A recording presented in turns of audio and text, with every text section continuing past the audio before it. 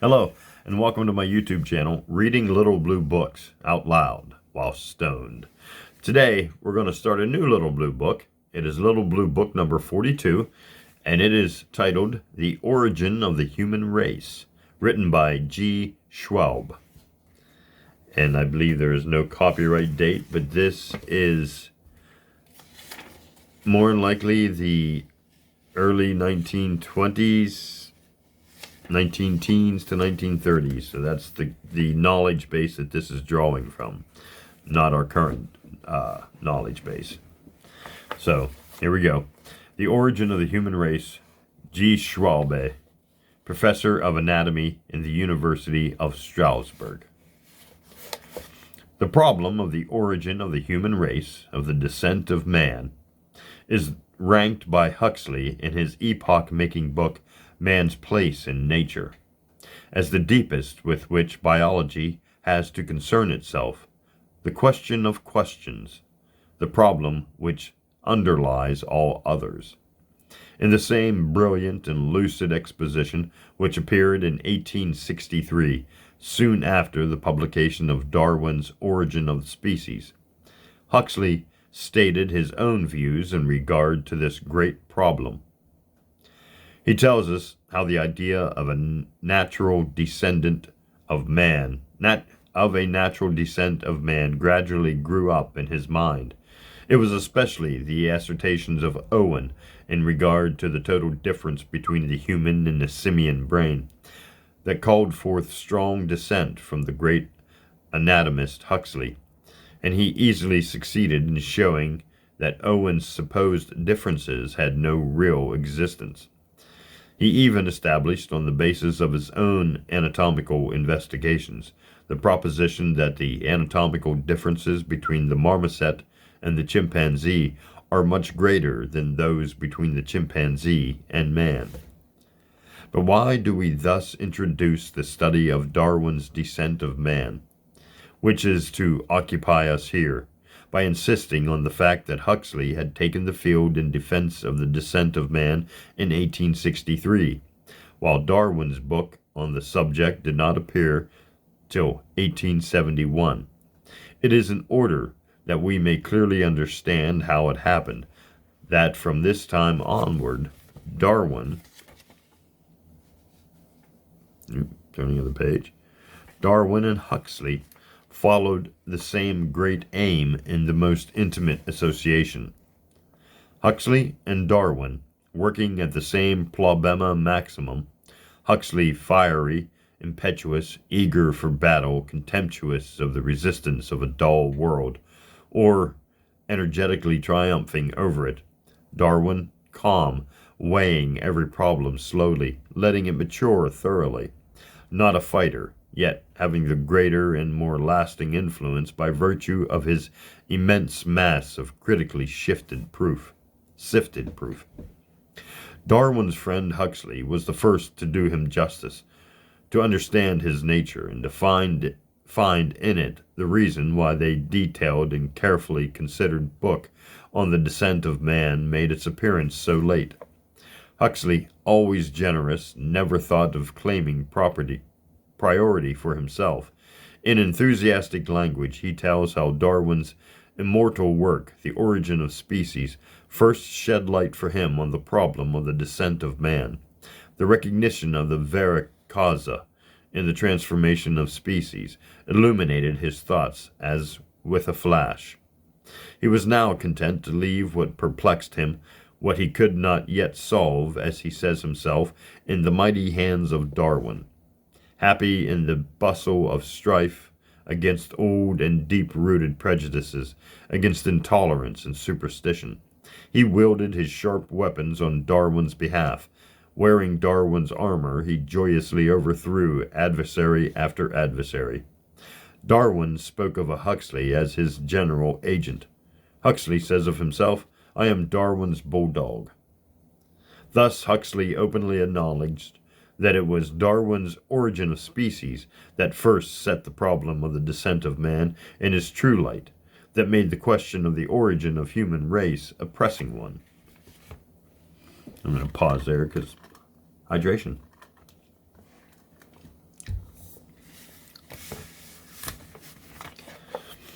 That this was the logical consequence of his book, Darwin himself had long felt. He had been reproached with intentionally shirking the application of his theory to man. Let us hear what he says on this point in his autobiography.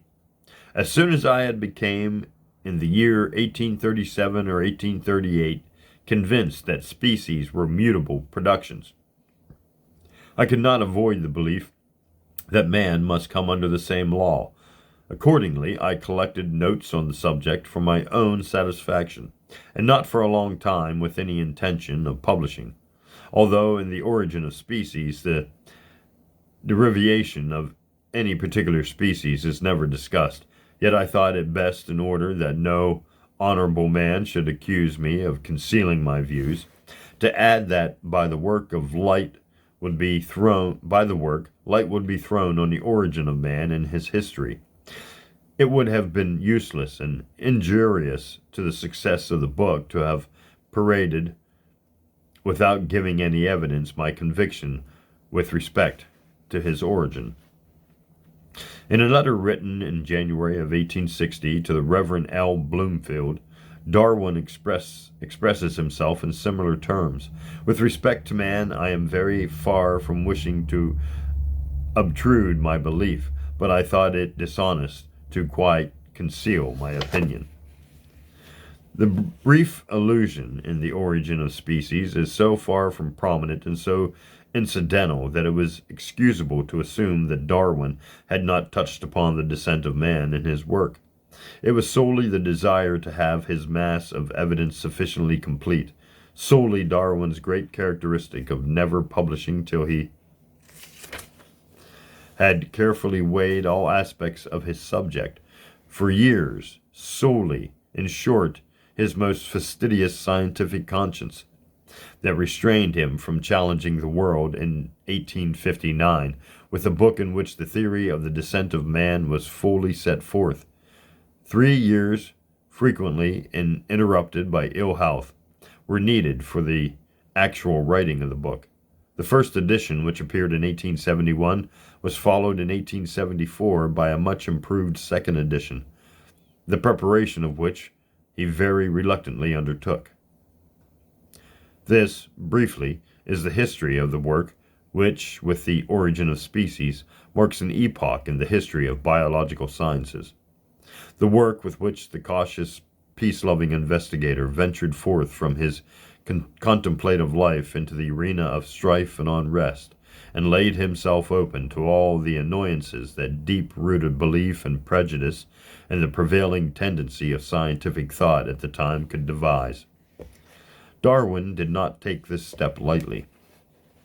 Of great interest in his connection is the letter written to Wallace on December 22nd of 1857, in which he says, "You ask me whether I shall discuss man. I think I shall avoid the whole subject, as so surrounded with prejudices, though I fully admit that it is the highest and most interesting problem for the naturalist." But his consciousness compelled him to state briefly his opinion on the subject in The Origin of Species in 1859. Nevertheless, he did not escape reproaches for having been so reticent. This is unmistakably apparent from a letter to Fritz Miller, dated February 22nd, 1869, in which he says, "I am thinking of writing a little essay on the origin of mankind. As I have been taunted with concealing my opinions, it might be thought that Darwin behaved thus hesitantly, and was so slow in deciding on the full publication of his collected material in regard to the descent of man, because he had religious difficulties to overcome. But this was not the case. As we can see from his admirable confession of faith, the publication of which we owe to his son Francis, whoever wishes really to understand the lofty character of this great man should read these immortal lines in which he unfolds to us in simple and straightforward words the development of his conception of the universe. He describes how, though he was still quite orthodox during his voyage round the world on board the Beagle, he came gradually to see shortly afterwards, 1836 to 1839, that the Old Testament was no more to be trusted than the sacred books of the Hindus. The miracles by which Christianity is supported the discrepancies between the accounts in the different Gospels gradually led him to disbelieve in Christianity as a divine revelation. Thus, he writes, belief crept over me at a very slow rate, but was at least complete. Disbelief swept over me. Disbelief crept over me at a very slow rate, but was at last complete. The rate was so slow that I felt no distress. But Darwin was too modest to presume to go beyond the limits laid down by science. He wanted nothing more than to be able to go, freely and unhampered by belief in authority or in the Bible, as far as human knowledge could lead him. We learn this from the concluding words of his chapter on religion. The mystery of the beginning of all things is insoluble by us. And I, for one, must be content to remain an agnostic. Darwin was always very unwilling to give publicity to his views in regard to religion. In a letter to Asa Gray on May 22, 1860, he declares that it is always painful to him to have to enter into discussion of religious problems. He had, he said, no intention of writing atheistically. Finally, let us cite one characteristic sentence from a letter from Darwin to C. Ridley, November 28, 1878. A clergyman, Dr. Pusey, P-U-S-E-Y, Pusey, had asserted that Darwin had written The Origin of Species with some relation to theology. Darwin writes empathetically, many years ago, when I was collecting facts for The Origin, my belief in what is called a personal God was as firm as that of Dr. Pusey himself, and as to the eternity of matter, I never troubled myself about such insoluble questions. The expression, many years ago, refers to the time of his voyage round the world, as has already been pointed out. Darwin means by this utterance that the views which had gradually developed in the mind in regard to the origin of species were quite compatible with the faith of the Church. If we consider all these utterances of Darwin in regard to religion and to his outlook on life, we shall see at least so much that religious reflection could in no way have influenced him in regard to the writing and publishing of his book, The Descent of Man. Darwin had early won for himself freedom of thought, and to this freedom he remained true to the end of his life, uninfluenced by the customs and opinions of the world around him. Darwin was thus inwardly fortified and armed against the host of calumnies, accusations, and attacks called forth by the publication of The Origin of Species, and to an even greater extent by the appearance of The Descent of Man. But, in his defense, he could rely on the aid of a band of distinguished auxiliaries of the rarest ability. His faithful confederate Huxley was joined by the botanist Hooker, and after long resistance by the famous geologist Lyell,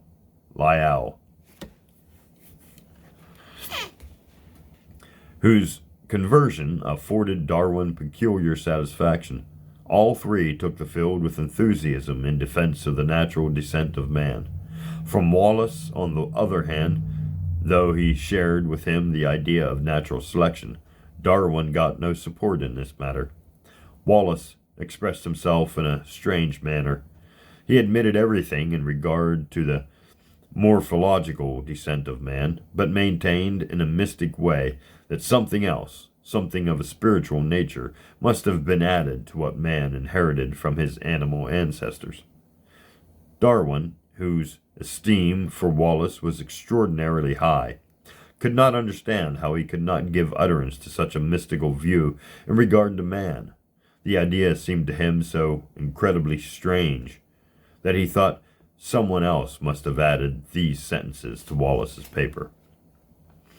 Even now, there are thinkers who, like Wallace, shrink from applying to man the ultimate consequences of the theory of descent. The idea that man is derived from ape-like forms is to them unpleasant and humiliating. So far as I have been depicting the development of Darwin's work on the descent of man, in turning of the page, in what follows, keep losing the page. In what follows, I shall endeavor to give a condensed survey of the contents of the book. It must at once be said that the contents of Darwin's work fall into two parts, dealing with entirely different subjects. The Descent of Man includes a very detailed investigation in regard to secondary sexual characters in the animal series, and on this investigation Darwin founded a new theory, that of sexual selection.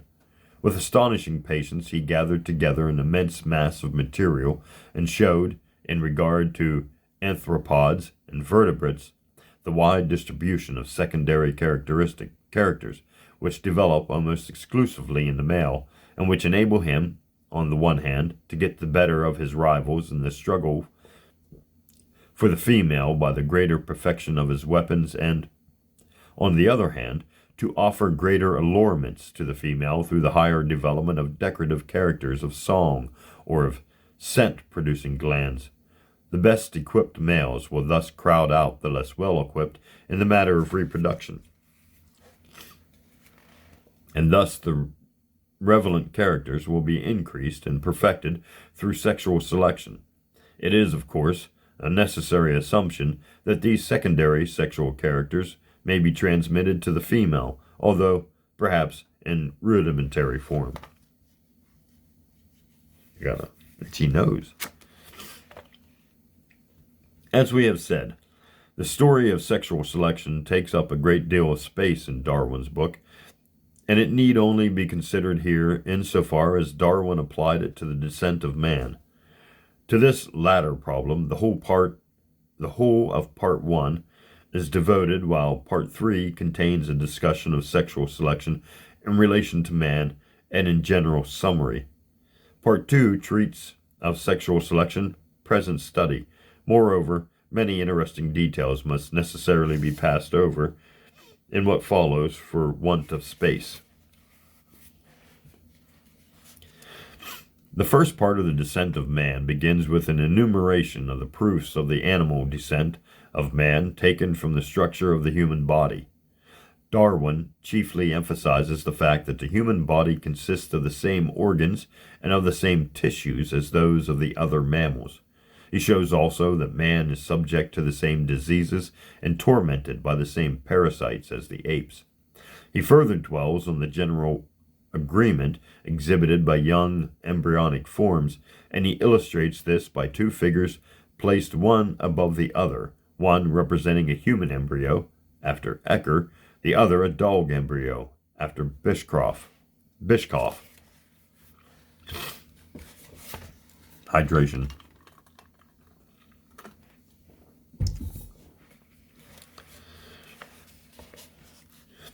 Darwin finds further proof of the animal origin of man in the reduced structures in themselves, extremely variable, which are either absolutely useless to their possessors or of so little use that they could never have developed under existing conditions.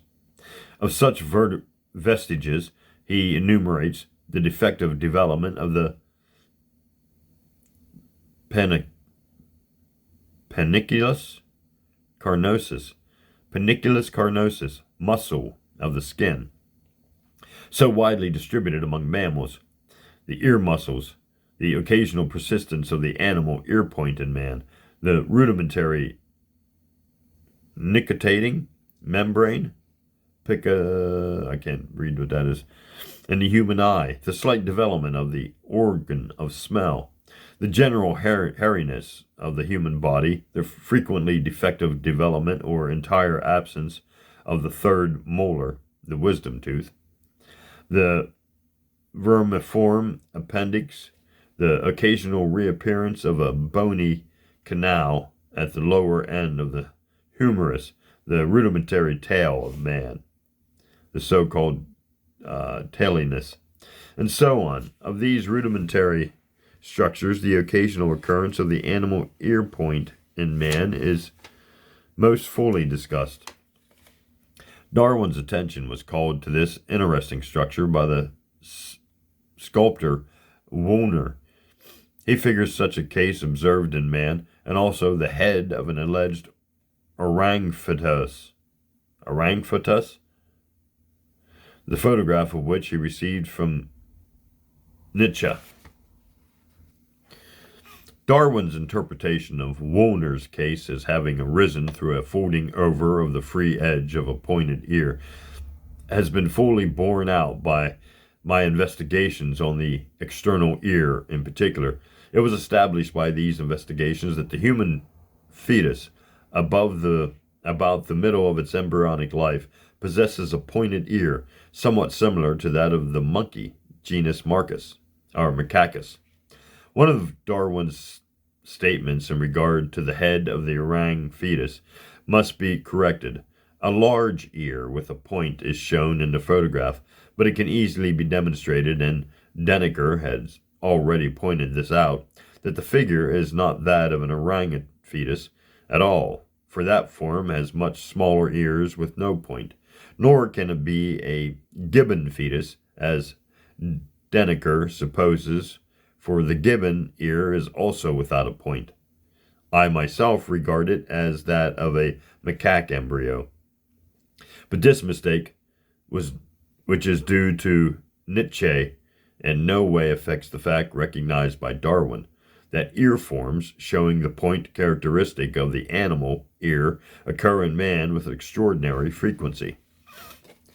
Finally, there is a discussion of those rudimentary structures which occur only in one sex, such as the rudimentary mammary glands in the male, the vesicula prostatica, which corresponds to the uterus of the female, and others.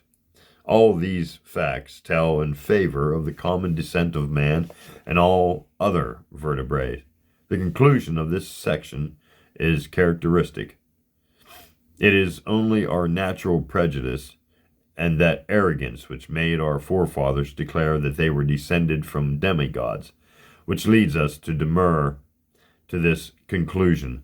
But the time will before long come when it will be thought wonderful that naturalists who were well acquainted with the comparative structure and development of man and other mammals should have believed that each was the work of a separate act of creation.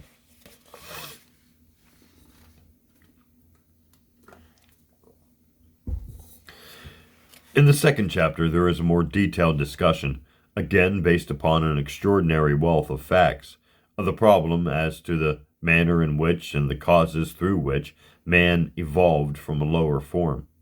Precisely the same causes are here suggested for the origin of man as for the origin of species in general. Variability, which is a necessary assumption in regard to all transformations, occurs in man to a high degree. Moreover, the rapid multiplication of the human race creates conditions which necessitate an energetic struggle for existence, and thus afford scope for the intervention of natural selection. Of the exercise of artificial selection in the human race there is nothing to be said, unless we cite such cases as the grenadiers of Frederick William I or the population of ancient Sparta. In the passages already referred to, and in those which follow, the transmission of acquired characteristics upon which Darwin does not dwell is taken for granted. In man, direct effect of changed conditions can be demonstrated, for instance, in regard to bodily size, and there are also proofs of the influence exerted on his physical constitution by increased use or disuse Reference is here, is that the right page? Reference is here made to the fact established by Forbes that the Quincha Indians in the high plateaus of Peru show a striking development of lungs and thorax as a result of living constantly at higher altitudes. Such special forms of variation as arrests of development, microphiliism, and reversion of lower forms are next discussed. Darwin himself felt that these subjects are so nearly related to the cases mentioned in the first chapter that many of them might as well have been dealt with there. It seems to me that it would have been better so, for the citation of additional instances of reversion at this place rather disturbs the logical sequence of his ideas as to the conditions which have brought about the evolution of man from lower forms. The instances of reversion here discussed are microcephaliism, which Darwin wrongly interpreted as atavastic, supernumerary, mammary, supernumerary digits, bicronate uterus, the development of abnormal muscles, and so on. Brief mention is also made of correlative variations observed in man. Darwin next discusses the questions as to the manner in which man attained to the erect position from the state of a climbing quadruped. Here again he puts the influence of natural selection in the first rank. The immediate progenitors of man had to maintain a struggle for existence, in which success was to the more intelligent and to those with social instincts. The hand of these climbing ancestors, which had little skill and served mainly for locomotion, could only undergo further development when some early member of the primate series came to live more on the ground and less among trees.